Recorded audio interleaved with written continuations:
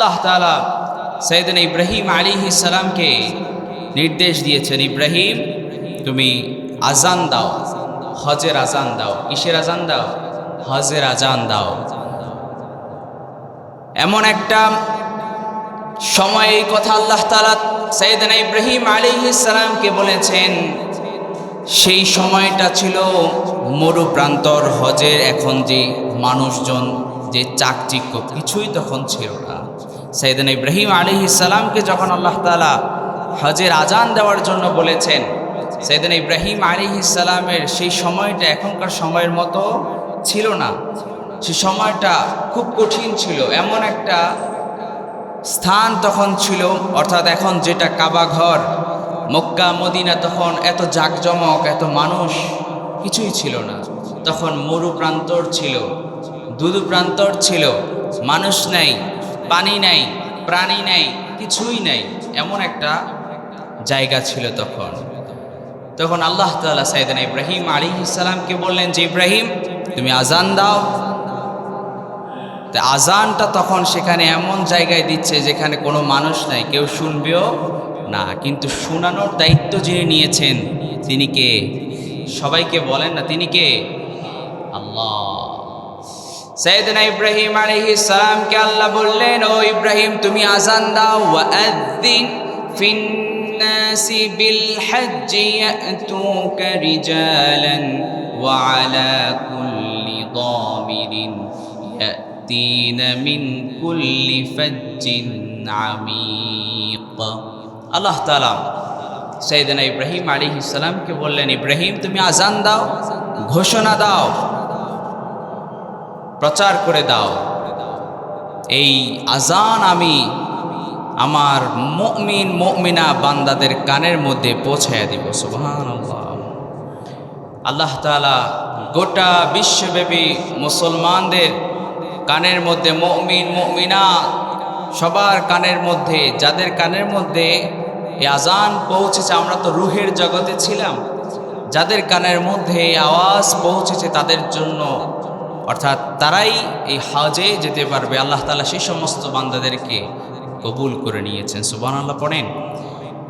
শুধুমাত্র টাকা পয়সা থাকলে দেখবেন হজ অনেকের নসিবে জোটে না, অনেকের নসিবে জোটে না। টাকা পয়সা আছে, এটা তো 1 বছর একটা লং টাইম, একটা সময় লাগে। আমাদের দেশ থেকে যেতে আগে কি ফর্ম ফিল আপ করতে হয়, আরও কি কি রেজিস্ট্রেশন করতে হয়, কত কিছু করতে হয়। একটা 1 বছর আগ থেকে প্রস্তুতি নিতে হয়। ওই 1 বছরের মধ্যে হজে যাবে, কিন্তু আগ মুহূর্তে অনেকে দুনিয়া থেকে চলে যায়। সবার কপালে হজ জুটে না।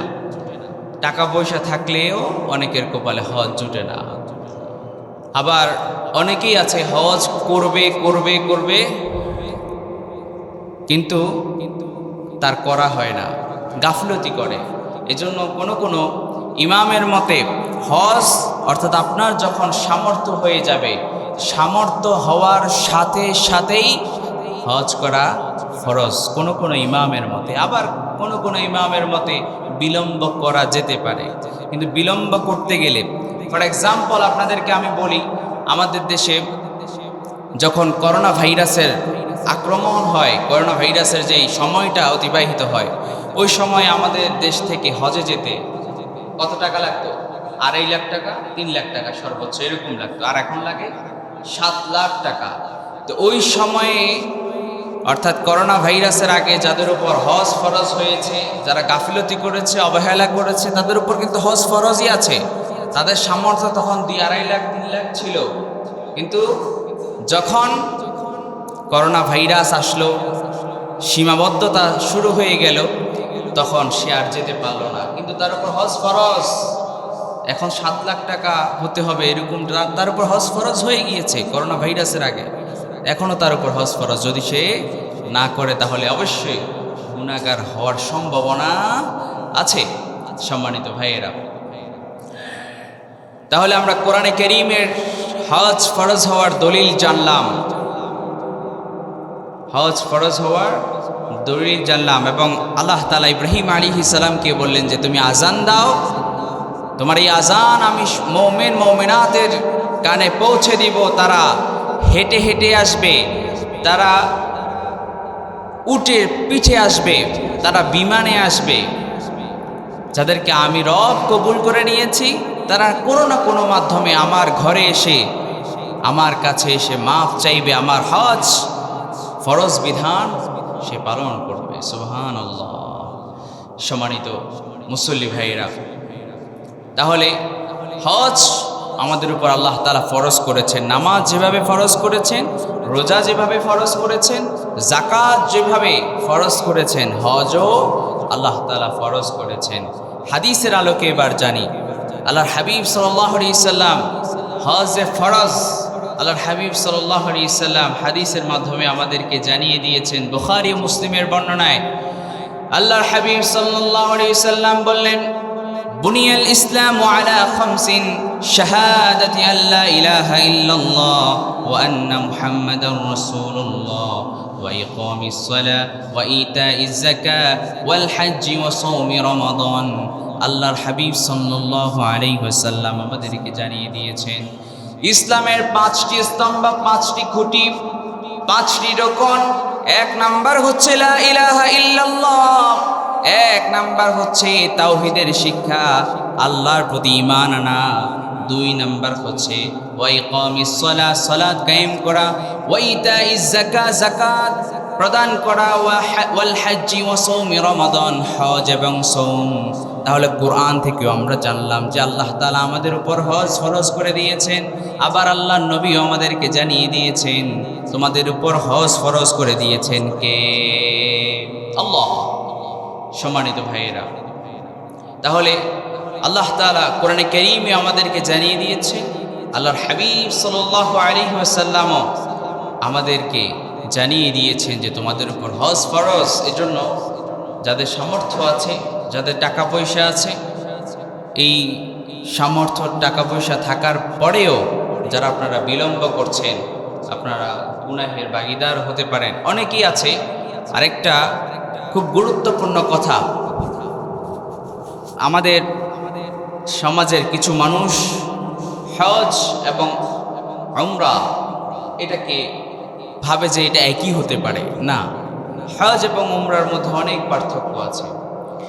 আপনি অনেকেই আছে আমাদের সমাজে যাদের টাকা পয়সা আছে, মাঝে মধ্যে গিয়ে উমরা করে আসে, কিন্তু বড় হজ করে না। বড় হজ অর্থাৎ যেটা মূল হজ, 40 দিন থেকে হজের যেই স্টেপ বাই স্টেপ বিধিবিধান আল্লাহ তাআলা রেখে দিয়েছেন, তো এইগুলো না করলে আপনার পরিপূর্ণ হজ আদায় হবে না। শুধুমাত্র উমরা করে আসলেন, আপনি ভাবলেন যে হয়তো আপনি হজ আদায় করে ফেলেছেন। না, আপনাকে এই যে এখন যে জিলহজ মাস, হ্যাঁ, তো এই মাস, এই কোরবানির মাস বা এই হজের মাস যেটাকে বলে, এই মাসেই আপনাকে যেতে হবে। এখানে আল্লাহ তাআলা স্টেপ বাই স্টেপ বিধিবিধান রেখেছেন, এগুলো আপনাকে আদায় করতে হবে। তবেই আপনার যেটা আপনার উপর ফরজ, সেই হজ প্রকৃত অর্থে আদায় হবে। এছাড়া আপনি যদি 10 বার, 20 বার, 30 বার অথবা 50 বার যদি আপনি উমরা করেন, প্রতি বছর 2-3 বার করেও যদি যান, তাহলে কোনো কাজ আপনার এই হজ ফরজ যেটা আপনার উপর হয়েছে এটা আদায় হবে না। এটা অনেকেই একটা ভুল ভ্রান্ত ধারণা আমাদের মধ্যে হয়তো অনেকের মধ্যে আছে। এটা আমি বুঝাইয়া দিলাম, হজ এবং উমরা কখনো এক হতে পারে না। যারা আমরা এখানে যারা অনেক মুরব্বিয়ান আছে, অনেকে হয়তো হজে গিয়েছেন, আবার অনেকে আমরা আল্লাহর ঘর বাইতুল্লাহ আমরা এখনো যেতে পারি নাই। আমরা আজকের এই ইয়াউমুল জুমআ, জুমার দিন আমরা আল্লাহর কাছে দোয়া করি, আল্লাহ তাআলা এখানে আমরা যারা এখনো হজে যেতে পারি নাই, উমরায় যেতে পারি নাই, আল্লাহ তাআলা হজ এবং উমরায় যেতে হলে, আল্লাহর ঘরে যেতে হলে আমাদের যতটুকু সামর্থ্য থাকা দরকার আল্লাহ যাতে করে আমাদেরকে দান করে পড়েন। আমিন। আরো আস্তে কোন আমিন। আল্লাহর ঘর এটা তো যাওয়া তো সৌভাগ্যের বিষয়। অনেকেই আছে বিভিন্ন জায়গায় সফর করে, ইন্ডিয়ার কাশ্মীরে যায়, পাকিস্তানের কাশ্মীরে যায়, নেপাল যায়, ভুটান যায়, মালয়েশিয়ায় যায়, মালদ্বীপে যায়, কিন্তু আল্লাহর ঘর বাইতুল্লাহ যায় না। এটা হচ্ছে কপাল পোড়া। আপনি একটা জায়গায় আপনি কয়বার যেতে পারবেন? ফর এক্সাম্পল, যারা তাজমহল, ইন্ডিয়াতে একটা তাজমহল আছে না, বা মালদ্বীপে আপনি বিভিন্ন দর্শনীয় স্থান আছে, সেগুলোতেও যাওয়া দরকার। এজন্য যাওয়া দরকার, আল্লাহ তাআলা কোরআনে কারীমে বলেছেন, কুল সিরু ফিল আরদ, তোমরা আমার জমিনকে ভ্রমণ করো। আমার জমিনকে যখন তোমরা ভ্রমণ করে দেখবে, তখন আমার উপর তোমাদের যে বিশ্বাসটা আরো মজবুত হবে। সুবহানাল্লাহ পড়ে। এই পৃথিবী এটা কি এমনি এমনি সৃষ্টি হয়ে গিয়েছে, নাকি সৃষ্টির পেছনে একজন আছেন? তিনি কে? আল্লাহ তাআলা। তো আল্লাহ এই পৃথিবীকে কত সুন্দর করেছেন, কত চমৎকার করেছেন। আপনাকে ভ্রমণ করতে হবে, সফর করতে হবে। সফর না করলে তো আল্লাহ তাআলার সৌন্দর্য আপনি স্বচক্ষে না দেখলে বুঝতে পারবেন না। স্বচক্ষে না দেখলে আপনার এটা মধ্যে আসবে না, ঘোরার যে মন মানসিকতা। আমি আবার একটু ভ্রমণ পিপাসু মানুষ। আমি মাহফিলের সিজনে আল্লাহ তাআলার দয়ায়, আপনাদের দোয়ায় সারা বাংলাদেশ আমার সফর হয়েছে।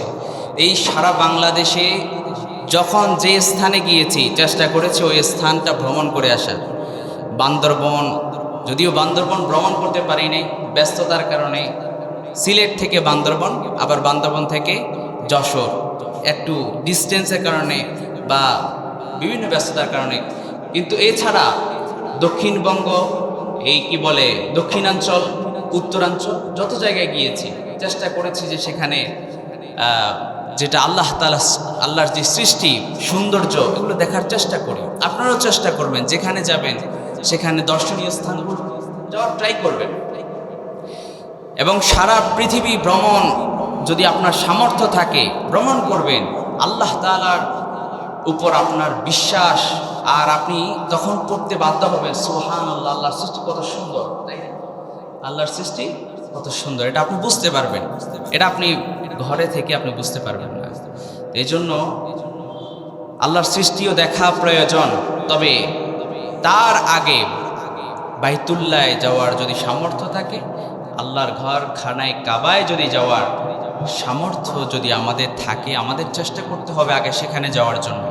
যতজন গিয়েছেন, আমি এখনো যাইতে পারি নাই, আমার নসিবে হয়তো হয় নাই, তো যাবো ইনশাআল্লাহ, আল্লাহ তৌফিকে দিলে।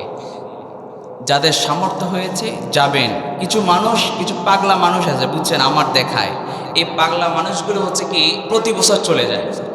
প্রতি বছর মোটামুটি টাকা হইলে তারা চলে যায়, খুব ভালো লাগে না।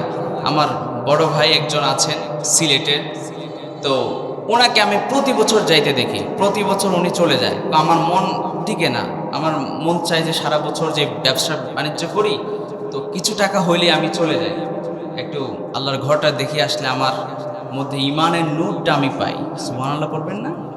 এই জন্য যাদের টাকা পয়সা আছে, আমাদের সমাজে যাদের টাকা পয়সা আছে, যাদের অট্টালিকা আছে, কিছু মানুষ আছে শুধু জমায়। কি করে? জমায়। এবং অন্য কেউ বলে যে ব্যাংকে টাকা রাখো, টাকা এগুলো থেকে আসবে। তো আছে না এরকম কিছু মানুষ, তা এরকম আছে।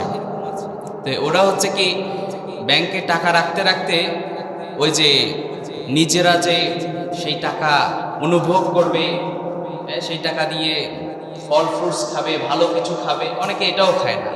যারা বড়লোক আছে, এদের মধ্যে বেশিরভাগ এর খাসলটটা আছে। বড়লোকদের বাসায় গেলে দেখবেন যে তারা আলু ভর্তা আর ডাল দিয়ে ভাত খায়। দেখে অনেকের ঘরে চিনিও থাকে না। আমার তো মোটামুটি মানে যতটুকু আমার এই ছোট্ট জীবনে অভিজ্ঞতা আছে, তো এরা হচ্ছে একটু মানে করে থাকতে চায়, কোনো মতে চলবে, এই আর কি। এই জন্য আল্লাহর ঘর বাইতুল্লাহ আমাদেরকে আল্লাহ তাআলা যাওয়ার সেই তৌফিক দান করুন। সবাই পড়েন আমিন।